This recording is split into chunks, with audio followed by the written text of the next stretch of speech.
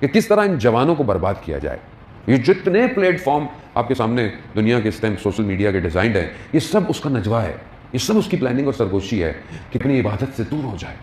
اب اس کو ظاہر ہے میں اس کو سمجھ نہیں پا رہا, میں ان چیزوں کو سمجھ نہیں پا رہا کہ اس ٹائم دشمن کیا گفتگو کر رہا ہے. یہ سب سر جوڑ کے بیٹھتے ہیں پوری دنیا, اور یہ جو ہے وہ یہ پلاننگ کرتے ہیں ہر قوم کے حساب سے, ہر فرقے کے حساب سے, ہر شہر اور ہر ملک کے حساب سے یہ پلاننگ کرتے ہیں, یہ گفتگویں کرتے ہیں کہ کس طرح انسانیت کو برباد کرنا ہے. اصل میں ان کا یہ نجوہ خدا کے مقابلے میں ہے, یہ خدا کے نظام کے مقابلے میں آئے ہوئے ہیں, مگر ان کا یہ نجوہ کھوکھلا ہے, یہ کبھی بھی مقصد پہ نہیں پہنچ سکتے عزیزان محترم. کیونکہ اللہ کا ولی ہمیشہ سے کائنات میں موجود رہتا ہے, اور یہ جو پلاننگ کر رہے ہوتے ہیں ساری پلاننگیں اس کو پتہ ہوتی ہیں, اسی لیے وہ بھی پھر ایسی پلاننگ کرتا ہے جو ان کو نہیں پتہ ہوتی. پہچانے دشمن کو, دشمن شناسی بہت مہم ہے, دشمن کو پہچانے, وقت کے دشمن. اور بہرحال جو حالات ہمارے سامنے اس ٹائم ہیں, شہر ہمارے اپنے ملک کے حالات ہیں, اس میں بہت زیادہ بصیرت ہونے کی ضرورت ہے, جذبات کی ضرورت نہیں ہے. دشمن تو چاہتا ہے جذبات آپ کے ہائپ کرے, آپ کے جذبات بڑھائے, آپ غلط پوسٹیں ڈالیں, آپ اور اشتعال پیدا کریں. بالکل یعنی بصیرت ہونے کی ضرورت ہے, دشمن کی سازش کو کاٹنے کی ضرورت ہے.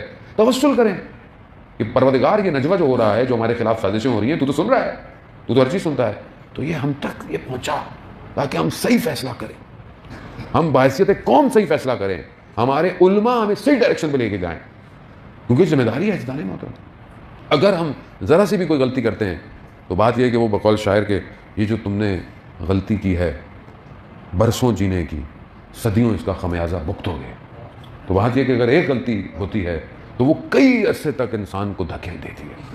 اور یہاں پر جو ہے وہ ہم اس لیے کہا جاتا تھا, دیکھیں کئی عرصے سے یہ کہا جاتا ہے, مسلسل علماء اکرام اس کو بیان کرتے ہیں کہ بصیرت ہوں, دشمن کی سازش کو سمجھیں, ہدف کو سمجھیں. امام پہنچے ہی کربلا اس لیے تھے کہ اس ٹائم اسلام کے لبادے میں دشمن آیا ہوا تھا.